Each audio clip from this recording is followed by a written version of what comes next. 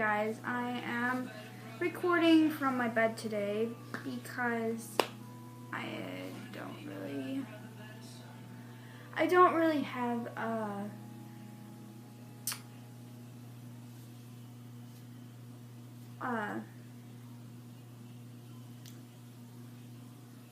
don't know. But yeah, so this week's theme is story time, I'm pretty sure. And I don't know about what to do, but I will tell a story about the time I had helped a drunken lady home. This was about a month ago. It was like November something. And me and my sister were walking home from our Family Dollar. And so we decided to walk in the middle of the road. And as we were walking in the middle of the road, a woman, or as I thought it was a man, a woman had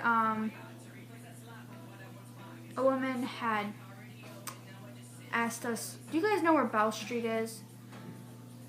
And I was like, I looked over startled, and I was like, yeah, sure. We walked up to her, and we were talking to her, and she was like, I was just at a friend's bonfire, and I forgot my way home, and I feel like I've been just running in circles. So what we did was we had started walking because we didn't really know where Bell Street was, but we started walking her home, and we got to about there's apartments down, yeah, because you guys are here with me, but there's apartments down the road, and we stopped there, and I had asked her, "Ma'am, do you know what your name is?" Because I was afraid that she was so intoxicated that she couldn't remember her name, because she couldn't remember where she lived. And normally, because when I asked my dad where he lives when he was intoxicated, when I was a little bit younger, I asked him where he lived, and he knew where he lived. So I just wanted to be sure what she knew her name was. So I asked her name, and she looks over at me, and she goes, "Why, are you a cop?" And I kind of laughed, and I was like, "No, ma'am, I just want to see what your name is." She told me her name was Connie. So, yeah. And we had stopped. We were like a couple feet in front of Johnson Street. And like, she looked to her right, and then she looked to her left, and she's like, "Oh, I know where I am. We're like a half a block away from BP. And she began walking towards the apartments. And she's like, "I go this way from getting home from getting cigarettes." So I was like, okay, we started following her. And as she was walking, she was like curving this way and that way and this way. And like, me and my sister had to sit there, and we had to be like this to her. Like, we had to like sit there and be like, "Ma'am."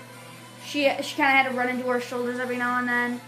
And at the time, my phone was dead. Like, my phone was completely dead. Like, every time it goes to 28%, it's like dead. And it's so annoying. But we began walking her home, and she kept on whining about how she had her feet had hurt.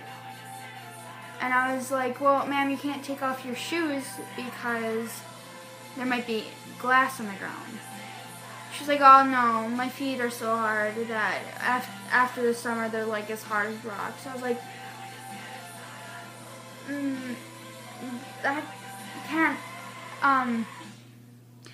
I wanted to say this to her so badly, but because she didn't. I don't know, but she was walking, and she kept on talking about how nothing would hurt her feet and stuff like that. And we were about not even a block away. Like, we were like a quarter of a block away from our house, and we were walking from a parking lot, and she had fallen into the grass. Like, I tried to catch her, but I had like all these bags on my arms, and I was like, and me and my sister kind of just like kind of laughed and like we were giggling and all, and then like we walked her to her front door. My sister told me to go up there and ask to knock on the door to see if it was actually her house, because we, you know, and she was like, "Oh, don't do that, you'll make my old man mad." And we had walked her up to her back door, and she had dropped her keys twice, and she had like had troubles opening and unlocking the lock, and it was to a point in time where her husband had come to the back door, and he had looked out from the window, and she opened up the door, and before she had opened up the door, my sister, before when we were in her driveway, she had hugged us and she had thanked us, and she was like, "What can I do to thank you?" And we were like, "We don't need anything. We just want to make sure you got home safe." And she had gotten troubles getting into her house, and then me and my sister had started walking home. And the thing is, this woman, she's older, but she had a yellow sweater on. No, she had yellow pants on and a black and white bear sweater. Fashion, no, just, yeah. So I also apologize for not uploading last week, because last week was my mom's birthday, and that's why I hadn't uploaded. So I apologize, but I hope you guys enjoyed this, and if at any point in time that you had kind of just like, I don't know, enjoyed this, just make sure you give it a thumbs up, and make sure to subscribe if you already haven't.